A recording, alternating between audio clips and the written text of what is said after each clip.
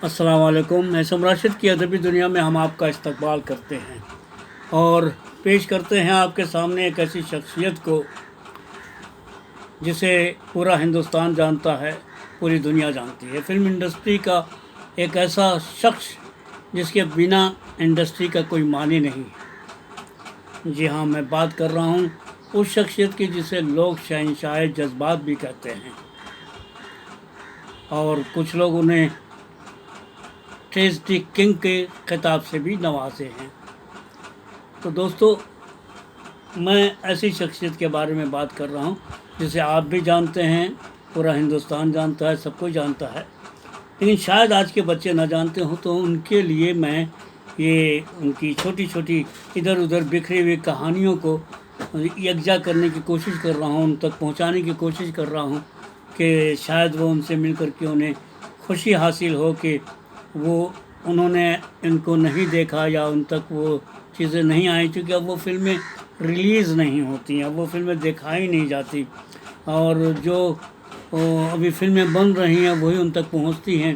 तो जाहिर बात है कि हमारी जो पुरानी फिल्में हैं, पुराने जो लोग हैं, उन्हें जानने के नए बच्चे जो है उन तक पहुंचने की कोई रास्ते नज़र नहीं आते।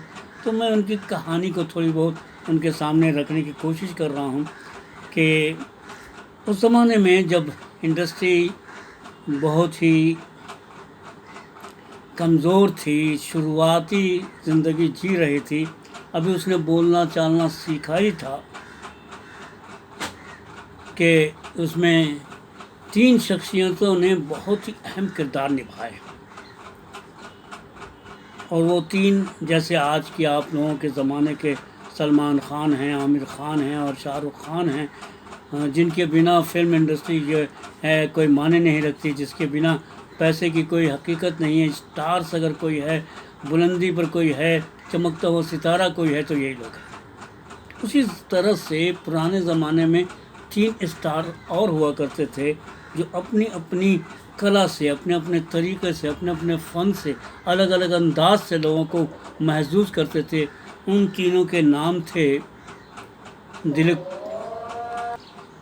उन 3 सितारों के नाम थे राज कपूर, देवानंद और दिलीप कुमार। जी हाँ, ये 3 ऐसे सितारे थे जो स्टार कहलाते थे, जिनके नाम से फिल्में बिकती थीं, जिनके नाम से खिड़कियों पर एक भीड़ लगती थी, उनकी फ़िल्मों का इंतज़ार होता था। तो दोस्तों, उन तीनों में से मैं आज बात कर रहा हूँ दिलीप कुमार साहब की। दिलीप कुमार साहब का असली नाम मोहम्मद यूसुफ खान था। आप पेशावर में पैदा हुए। छोटा सा इलाका था, एक गांव, एक कस्बा, जहां आपकी पैदाइश हुई थी। आप पेशौरी थे और राज कपूर साहब भी पेशौरी थे, आसपास ही उनका भी घर था। राज कपूर के दादा और दिलीप कुमार के दादा दोनों गहरे दोस्त थे और राज कपूर की वालदा और दिलीप कुमार की वालदा बहुत ही अच्छी सहेली थी। एक दूसरे के बीच बहुत बनता था। तमाम हंसी खुशी गम, हंसी मजाक, हर तरह की बातें उन लोगों के बीच हुआ करती थी। तो इस तरीके से दिलीप साहब का और राज कपूर का घराना एक दूसरे से बिल्कुल ही करीब था और एक दूसरे से बहुत भाईचारगी थी।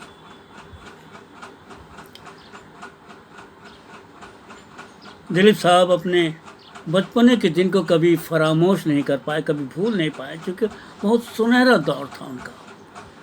और जाहिर बात है, हर किसी का, हर शख्स का वो इलाका जहाँ वो पैदा होता है, जहाँ उसका बचपना गुजरता है, जहाँ उसके बचपने के साथी होते हैं, जहाँ आपसी रिश्तेदारी लोगों की होती है, एक दूसरे से मेल और मोहब्बत होता है, तो उस जगह को भूलना बहुत मुमकिन नहीं है किसी के लिए भी। इसी तरह से न राज साहब भूल पाए होंगे और ना ही दिलीप साहब भूल पाए।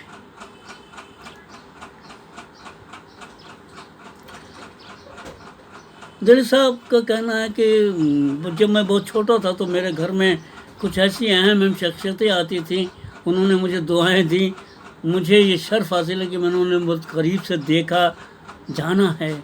बचपने में हमारे यहाँ मोहम्मद अली जौहर आया करते थे, उनके भाई शौकत भाई आदि आया करते थे, मौलाना अबुल कलाम आज़ाद आया करते थे।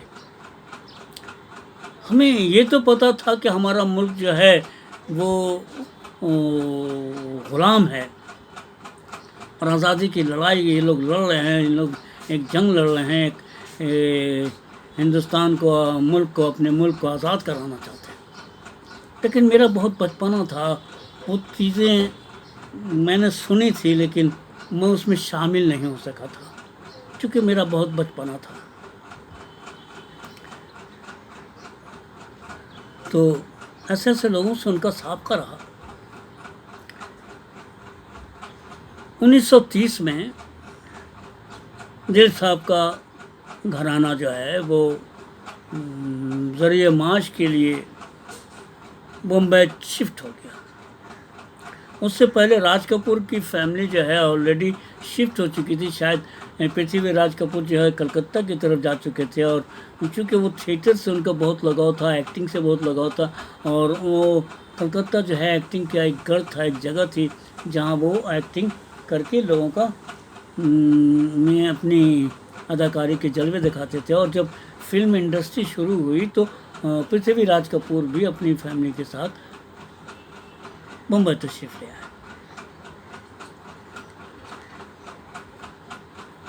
मुझे कभी दिलीप साहब को कभी एक्टिंग का शौक़ नहीं था। उनका कहना है कि मुझे कभी एक्टिंग का शौक़ नहीं था, मैंने कभी भी किसी थिएटर में काम नहीं किया। कॉलेज में भी थिएटर वेटर हुआ करते तो मैंने उसमें भी भाग नहीं लिया। मेरी तबीयत जो है ज़रा स्पोर्ट्स की तरफ थी। माँ बाप वालिद साहब की हाथ बटाने के लिए कुछ करना चाहिए, इसलिए मैं भी नौकरी करने के लिए बॉम्बे में निकल पड़ा। तभी मेरी मुलाकात जो है दिलीप साहब ने कहा कि देविका रानी से हो गई, जो बम्बई टॉकीज़ की मालकिन भी थी और उन्होंने उनको बहुत ही समझाया, बहुत ही उनके पीछे लग गई कि तुम एक अच्छे एक्टर बन सकते हो, तुम्हारे अंदर सलाहियत है, तुम्हारे अंदर एक नेचुरलिटी है और मैं समझती हूँ कि तुम्हारे आने से फिल्म इंडस्ट्री को बहुत फ़ायदा होगा। लेकिन मुझे डर था, मुझे खौफ था कि अगर वालिद साहब को पता लग गया तो वो तो बहुत पीटेंगे, क्योंकि हमारा घर कभी भी हमें एक्टिंग करने की इजाज़त नहीं दे सकता था। लेकिन काम तो करना था, तो काम के लिए मैंने हामी भर ली और उन्होंने एक काम किया कि मेरे नाम को तब्दील कर दिया। उस ज़माने में अशोक कुमार वगैरह थे तो उन्हीं से शायद देख करके, चूँकि कुमारों का ज़माना था तो मेरा नाम दिलीप कुमार उन्होंने रखा।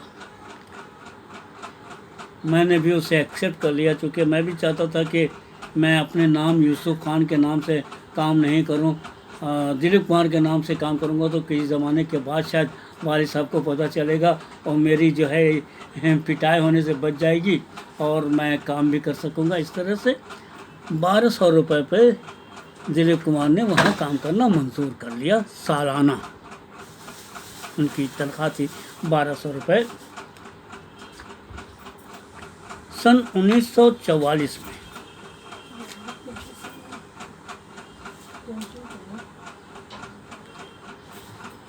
सन 1944 में उनकी पहली फिल्म जौहर भाटा रिलीज़ हुई, जिसके हिदायतकार थे आमिया चक्रवर्ती। ये फिल्म बम्बई टॉकीज़ की थी, लेकिन पर्दे पर यह फिल्म कामयाब नहीं हुई। लेकिन ये इतना ज़रूर हो गया कि दिलीप साहब का एज ए हीरो दाखिला हो गया। लेकिन जिन लोगों ने फिल्म देखी उसको ऐसा लगा कि एक ऐसा कलाकार आया है जिसके अंदर बहुत ही नेचुरलिटी है और वो किसी की नक्काली नहीं करता, ऐसा नहीं लगता कि वो एक्टिंग कर रहा है, ऐसा लगता है कि आम बोल चाल की बात है और वो लोगों से आम तरीके से बात कर रहा है। खैर साहब, सन 1945 में उनकी दूसरी फिल्म रिलीज हुई, प्रतिमा, जिसके हिदायतकार थे पैडी जयराज। उसके बाद उनकी 1946 में नितिन बोस के हिदायत में एक फिल्म आई जिसका नाम था मिलन। 3 साल के बाद उनकी एक फिल्म आई जुगनू। जुगनू में हीरोइन थी उस वक्त की मशहूर गुलकारा और अच्छी खूबसूरत हसीन जमील हीरोइन नूरजहां। ये फिल्म अपने ज़माने में सुपर हिट हुई और रातों रात दिलीप कुमार एक स्टार के तौर पर उभर कर सामने आए। इस फिल्म ने कई लोगों को मकबूलियत दी। दिलीप साहब तो थे ही। उस फिल्म से लोगों ने मोहम्मद रफ़ी साहब को भी पहचाना और उनकी आवाज़ की तारीफ़ हुई और उनके फिल्में एक से एक मिलने लगी। नूरजहां तो मकबूलियत की सीढ़ी पर थीं, उनके गीत पहले से मकबूल होते थे। साथ ही म्यूज़िक डायरेक्टर का भी नाम बहुत ऊंचा हुआ और ये फिल्म अपने ज़माने में बहुत ही कामयाबी के साथ दिखाई गई और तरक्की के रास्ते तय करती हुई बहुत ही ऊंचाई पर पहुंची और इसके हर कलाकार, हर लोग जो है कामयाबी की सीढ़ियां तय करते हुए नई मंजिल की तरफ गामज़न हो गए।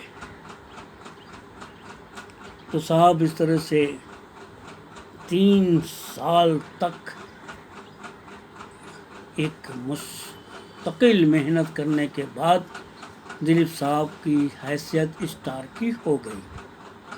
फिर उसके बाद क्या हुआ कि लोगों का एक हुजूम, प्रोड्यूसर डायरेक्टर की एक भीड़ उनके आगे आ गई जो दिलीप साहब को साइन करके अपने फिल्म में काम कराना चाहते थे।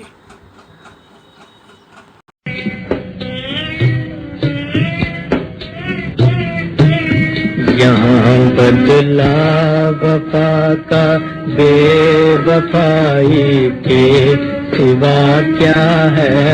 यहाँ बदला वफा का बेवफाई के सिवा क्या है।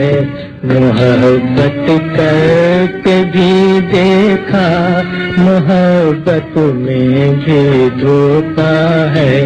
कभी सुख है कभी दुख है, अभी क्या था अभी क्या है। यूं ही दुनिया बदलती है, किसी का नाम दुनिया है। कभी सुख है कभी दुख है, अभी क्या था अभी क्या है। तड़पने भी नहीं देती तुम्हें मजबूरियां सुनी। तड़पने भी नहीं देती तुम्हें मजबूरियां सुनी। मोहब्बत करने वालों का तड़पना किसने देखा है। मोहब्बत करके भी देखा, मोहब्बत में भी धोखा है। बड़े अरमान से वादों ने दिल में घर बसाया था। वो दिन जब याद आते हैं, कलेजा मुँह को आता है। यहाँ बदला वफा का बेवफाई के सिवा क्या है। भुला दो वो ज़माना जब मुझे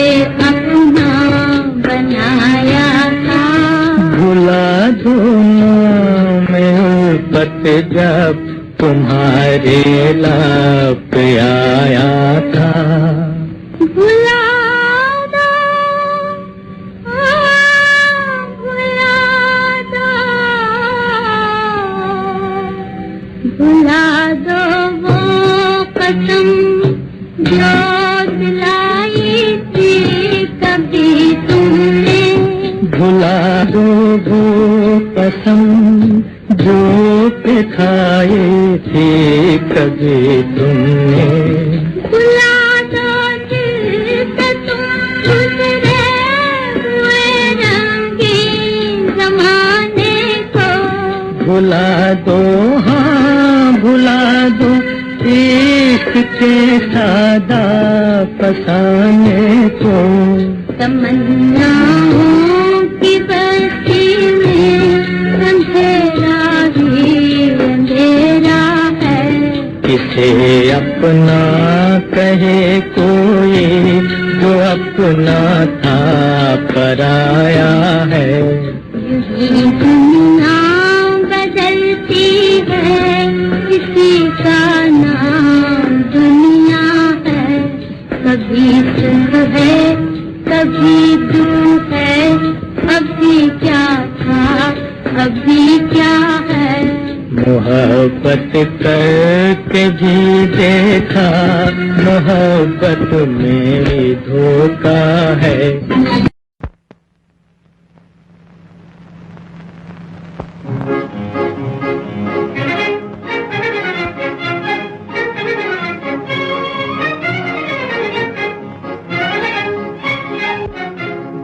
अपनी याद दिलाने को एक इश्क की दुनिया छोड़ गए। वो अपनी याद दिलाने को एक इश्क की दुनिया छोड़ गए। जल्दी में लिपस्टिक भूल गए, रुमाल पुराना छोड़ गए। जल्दी में लिपस्टिक भूल गए, रुमाल पुराना छोड़ गए। वो अपनी याद दिलाने को एक इश्क की दुनिया छोड़ गए। वो अपनी याद दिलाने को। आशिक जो हुए थे हम उन पर दिन रात लगाते थे चक्कर, दिन रात लगाते थे चक्कर। सब कुछ तो बताया हमने मगर पिट जाने का किस्सा छोड़ गए। सब कुछ तो बताया हमने मगर पिट जाने का किस्सा छोड़ गए। वो अपनी याद दिलाने को एक इश्क की दुनिया छोड़ गए। वो अपनी याद दिलाने को।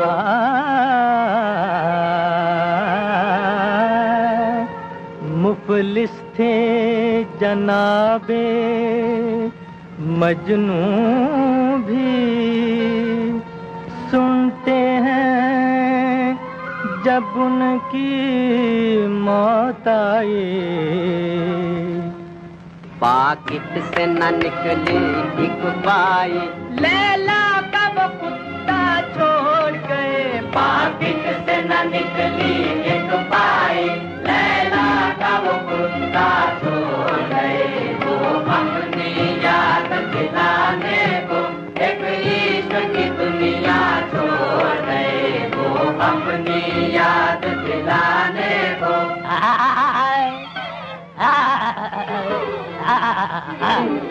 तलवार दिखाकर हमने कहा, करती हो हमें तुम क्यों रुसवा। तुम लोग किसी दिन मुरलीधर इस इश्क में दुनिया छोड़ गई। सुन लोग किसी दिन मुरलीधर इस इश्क में दुनिया छोड़ गए।